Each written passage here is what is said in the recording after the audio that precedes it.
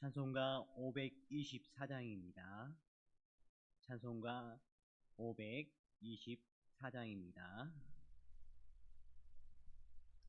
찬송가 524장입니다.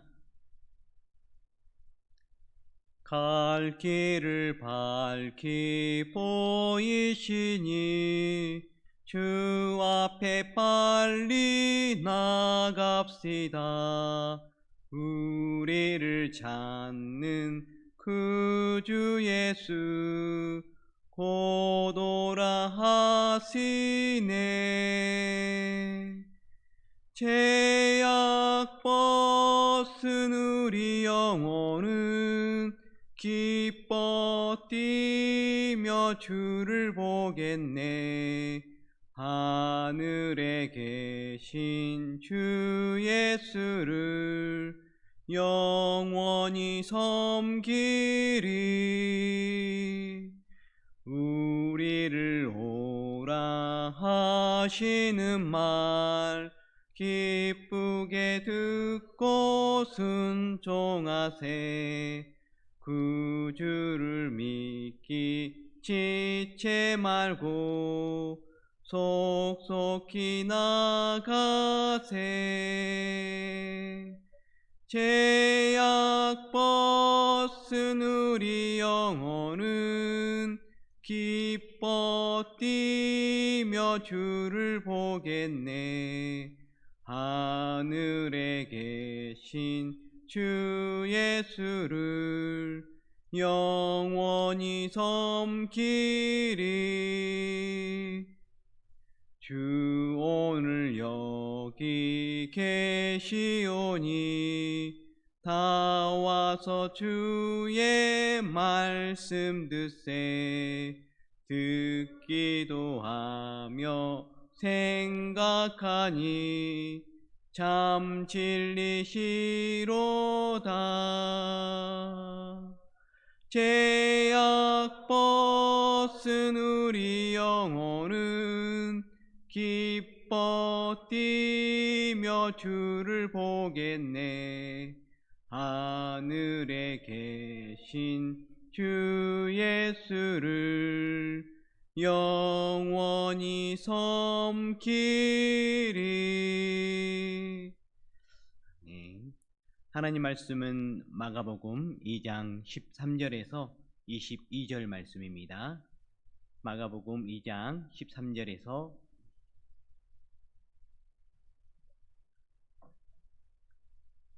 마지막 절은 함께 읽도록 하겠습니다. 예수께서 다시 바닷가에 나가심에 큰 무리가 나왔거늘 예수께서 그들을 가르치시니라.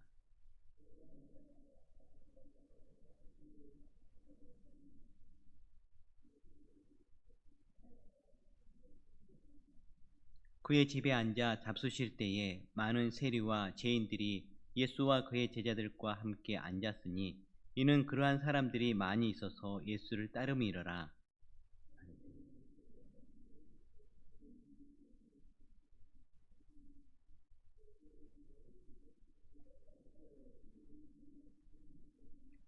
예수께서 들으시고 그들에게 이르시되 건강한 자에게는 의사가 쓸데없고 병든 자에게라야 쓸데 있느니라.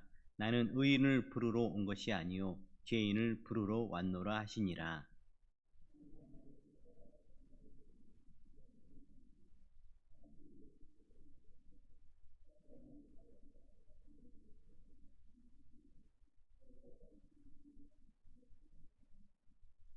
예수께서 그들에게 이르시되 혼인집 손님들이 신랑과 함께 있을 때에 금식할 수 있느냐? 신랑과 함께 있을 동안에는 금식할 수 없느니라.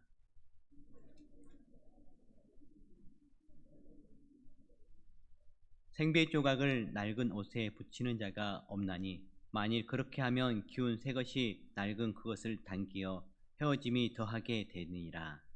새 포도주를 낡은 가죽 부대에 넣는 자가 없나니 만일 그렇게 하면 새 포도주가 부대를 터뜨려 포도주와 부대를 버리게 되리라.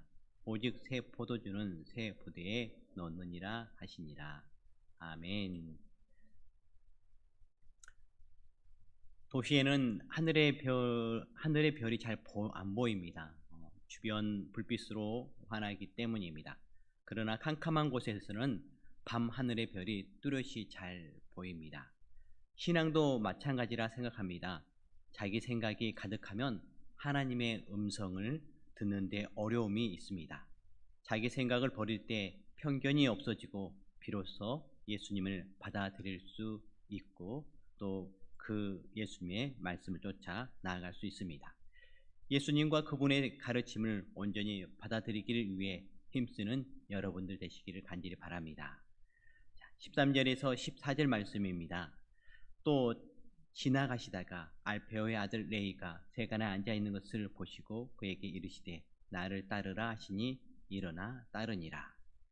예수님께서는 갈릴리에서 큰 무리를 가르치고 세간을 지나가시다 세간에 앉아있는 레위 즉 마태를 부르셨습니다. 레위 마태는 예수님의 부르심을 받고 즉시 일어나 주님을 따랐습니다. 많은 사람 중에 왜 세리 레위를 불렀을까요? 그 당시에 레위는 갈릴리 지역의 로마를 위해 일하는 세리가 아니라 헤롯을 위해 관세를 걷는 세리였던 것입니다. 그러나 헤롯은 로마 제국이 세운 분봉왕이었기에 헤롯의 세리들도 결국 로마를 위해 일하는 사람들로 간주되었습니다. 그리고 세리들은 업무상 이방인들과 접촉해야 했기 때문에 부정하다고 여겨졌고 랍비 문헌에서는 세리를 죄인으로 간주하여 해당으로부터 파문당하기도 하였습니다. 예수님께서 이처럼 죄인 취급받는 세리를 제자로 부르신다는 것은 이해하기 힘든 부분이 있습니다. 그 당시에 베드로도 처음에는 이해하지 못했습니다. 그러나 조건 없이 은혜를 베푸시는 예수님의 크신 사랑 때문에 세리였지만 레위를 불렀던 것입니다. 우리의 구원도 예수님의 조건 없는 십자가의 그 사랑으로 구원을 받았습니다. 그리고 레위도 바로 세관 일을 던져버리고 예수님이 부르자 다 정리하고 그 순간 뒤로 미루지 않고 바로 순종하는 것을 보게 되어집니다. 놀라운 순종이라고 할 수 있겠습니다. 이것이 가능했던 이유는 주님의 부르심에 신적 권위가 있었기 때문입니다. 레위는 그 권위에 순종했습니다. 그래서 레위는 이웃들에게 무시당하며 평생 장부 정리하며 살아가야 할 그러한 인생이었지만 그는 새롭게 예수님의 제자가 되어 예수님과 동행하고 복음을 전하다가 이 세상에서 가장 아름답게 순교하며 하나님 나라에 나아가는 것을 보게 되어집니다. 현 21세기인데요. 그러나 여전히 믿는 자들에게 마태라는 그 이름은 기억되고 있습니다. 그는 영광스럽게도 장부가 아니라 마태복음을 기록하는 축복을 얻는 그러한 은혜가 그에게 있었습니다. 우리도 예수님께서 부르셔서 예수님처럼 새벽에 기도로 하루를 시작하고 있습니다. 예수님의 말씀과 가르침을 쫓아 나아가는 은혜가 있어서 가까이에 있는 가족과 이웃들에게 영원토록 기억되는 그러한 믿음의 선진으로 남는 여러분들 되시기를 간절히 바랍니다. 또한 예수님께서 제자들처럼 우리를 부르신다면 담대함을 가지고 순종해 나가야 합니다. 마태와 같은 사람도 예수님을 따랐습니다.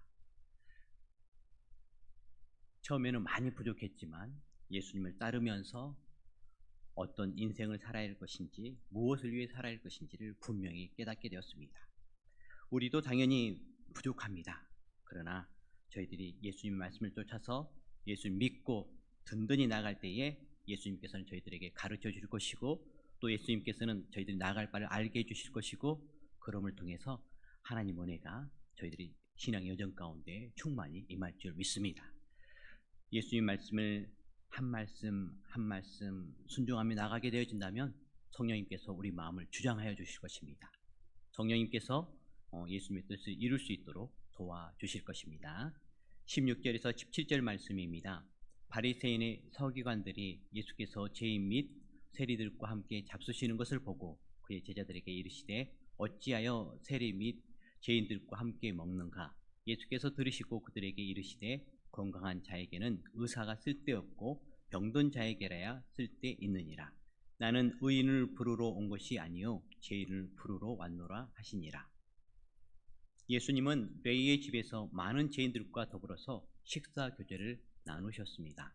이 모습을 바리새파 서기관들은 매우 못마땅하게 여겨서 예수님의 제자들에게 따졌던 것입니다.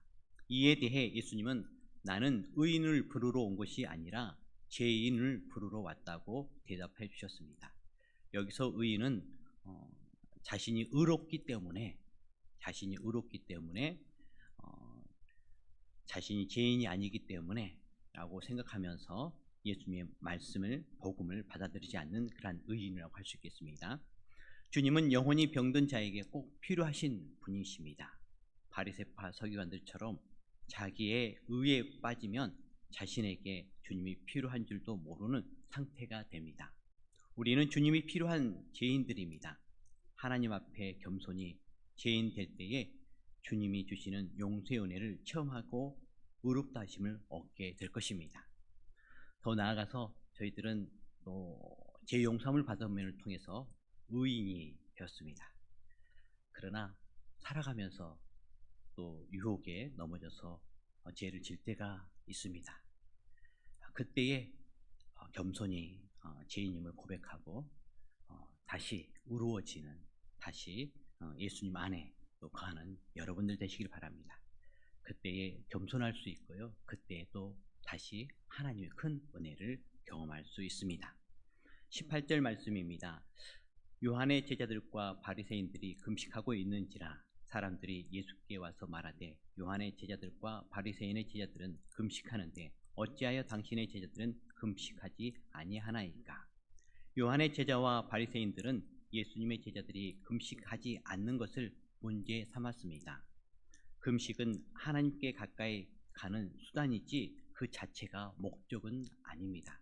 그래서 금식을 경건의 기준으로 삼는 것은 바람직하지 않습니다. 오히려 예수님은 혼인잔치를 예로 들면서 즐거워할 때와 금식할 때를 구별해야 하며 자기에 알맞는 금식이 중요함을 가르쳐주고 계십니다. 진정한 경건은 즐거워할 때 함께 즐거워하고 슬픈 일이 있을 때 애통함을 나누는 것입니다. 금식 자체가 경건함의 지표가 될 수 없습니다. 금식을 경건함의 지표로 삼는 것은 율법주의라고 할 수 있습니다. 율법주의는 다른 사람의 신앙을 평가하는 오류를 낳기 쉽습니다. 그래서 각별히 분별하고 경계해야 할 것입니다. 19절 말씀입니다. 함께 읽도록 하겠습니다. 예수께서 그들에게 이르시되 혼인집 손님들이 신랑과 함께 있을 때에 금식할 수 있느냐? 신랑과 함께 있을 동안에는 금식할 수 없느니라. 예수님은 제자들이 금식하지 않는다는 지적에 신랑과 함께 있기 때문에 금식할 수 없다며 제자들을 변호해 주셨습니다. 이 답변에서 올바른 가르침을 주시고 제자들을 감싸 주시는 예수님의 성품을 느낄 수 있습니다. 진정한 경건은 예수님처럼 품어주는 마음입니다. 자기의 의를 내세우며 자신만의 잣대로 남을 평가절하하는 것은 교만입니다. 제자들을 보호해 주시고 품어주시는 주님의 모습이 우리가 닮아야 할 진정한 경건의 모습일 것입니다. 21절에서 22절 말씀입니다. 생배 조각을 낡은 옷에 붙이는 자가 없나니 만일 그렇게 하면 기운 새 것이 낡은 그것을 당겨 헤어짐이 더하게 되느니라. 새 포도주를 낡은 가죽 부대에 넣는 자가 없나니 만일 그렇게 하면 새 포도주가 부대를 터뜨려 포도주와 부대를 버리게 되리라. 오직 새 포도주는 새 부대에 넣느니라 하시니라. 예수님은 세배 조각과 낡은 옷, 그 다음에 새 포도주와 낡은 가죽 부대를 예로 들어 인간적 전통에 사로잡혀 있으면 새로운 복음을 받아들일 수 없음을 말씀해 주고 있습니다. 율법에 얽매인 낡은 생각을 그대로 가지고 있으면 절대로 예수님을 구주로 받아들일 수 없는 것이죠. 그 당시 때 바리새인과 서기관들이 그랬습니다. 예수님은 율법을 종속된 것이 아니라 율법을 완성시키신 분입니다. 현재 우리에게 이 말씀을 적용하기를 원합니다. 예수님 당시 때에는 새 포도주, 그 다음에 새 부대에 대해서 말씀을 해주고 계신데요. 예수님 당시에는 예수님께서 자체가 그 복음이 또 새 포도였습니다. 그런데 유대인들은 그리고 바리새인과 서기관들은 많은 부분에 있어서 낡은 가죽 부대로 예수님을 받아들이려고 했던 것입니다. 그것이 바로 율법주의였습니다. 그렇기 때문에 예수님의 그러한 복음, 새 복음과 예수님과 그러한 구습, 낡은 것으로 그 예수님의 말씀을 예수님 받아들이려고 하니까 쉽지 않을 뿐만 아니라 받아들였다고 하더라도 결국에는 오래 가지 못해서 터져버리고 보존되지 못하는 것을 보게 되어집니다. 현 시대에도 저희들은 예수님의 부르심을 또한 예수님을 믿고 새로운 거듭난 하나님의 자녀가 되었습니다. 저희들도 다 새로워졌습니다.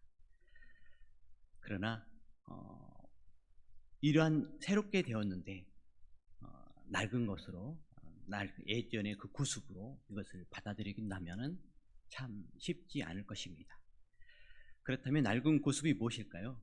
바로 저희들이 예수님 믿기 전에 세상 가치 또한 세상 방식 이런 것이 낡은 것이라고 할 수 있겠습니다.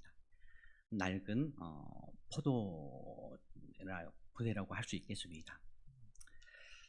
그래서 저희들이 예수님 믿음을 통해서 새롭게 되었는데 세상 가치, 세상 그런 방식으로 나가게 되어진다면 저희들이 예수님을 통해서 수고했던 그러한 것들이 얼마 가지 못해서 보존되지 못하고 새 포도주가 낡은 부대에 넣어진다면 얼마 가지 못해서 터져버리는 것처럼 결국 저희들의 수고도 보존되지 못하고 다시 흩어져 버리고 다시 포도를 또 넣고 이러한 반복이 계속 될 수 있다는 것입니다. 그래서 성도 여러분들, 저희들이 조금은 힘들고 또 좀 어려움이 없지 않아 있겠지만은 그러나 온전히 예수님 믿고 또 예수님의 그 가르침 새롭게 되었으니까요. 저희들 또한 세상 가치라든지 이 세상을 살아가는 데 있어서 그 가치를 예수님의 가치로 또 이 세상을 살아감의 그런 방식을 예수님의 방식으로 바꿔야 됩니다. 그러지 않으면은 참 신앙생활 하는 것이 어떻게 보면은 만족스럽지 못하고 어려울 수 있다는 것입니다. 그렇기 때문에 이곳에 있는 성도 여러분들, 예수님의 말씀과 예수님의 가르침을 쫓아서 나가는 여러분들 되십시오. 그러면 하나님 나라 갈 때까지 저희들이 했던 수고들, 애씀들 그대로 보존되고 쌓여서 저희들이 신앙 여정 가운데에 하나님의 축복이 함께 할 줄 믿습니다. 예수님을 따르기 위해서는 인간적인 성격을 버려야 합니다. 그리스도 안에서 새로운 마음가짐을 가져야 합니다. 겉으로 보이기 위한 위선적 경건을 경계하고 인간적이고 세상적인 삶의 가치와 방식을 낡은 그러한 생각들을 버려야 할 것입니다.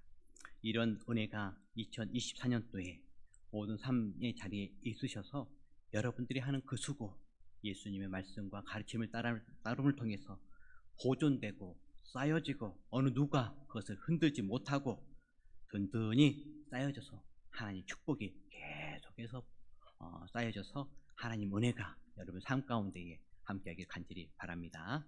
기도하도록 하겠습니다.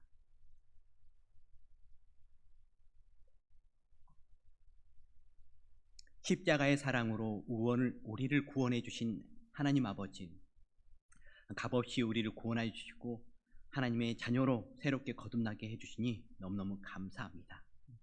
예수님의 말씀과 가르침으로 새로운 삶을 가치와 또 방식으로 살아가기를 간절히 기도합니다. 주님 은혜 베풀어 주셔서 그러한 삶을 계속해서 살 수 있도록 도와주시옵소서.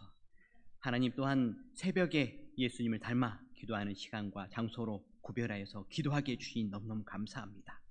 이러한 모습이 하나님 아버지 지금처럼 늘 아버지 맑은 정신으로 주님께 나와서 기도하며 나아가는 은혜가 있도록 주여 도와주시옵소서. 하나님, 하나님의 은혜를 입었지만 또한 새롭게 거듭났지만 하나님 저희들의 삶 가운데에 유혹에 넘어져서 세상의 가치와 방식으로 살아갈 때가 있었음을 고백합니다.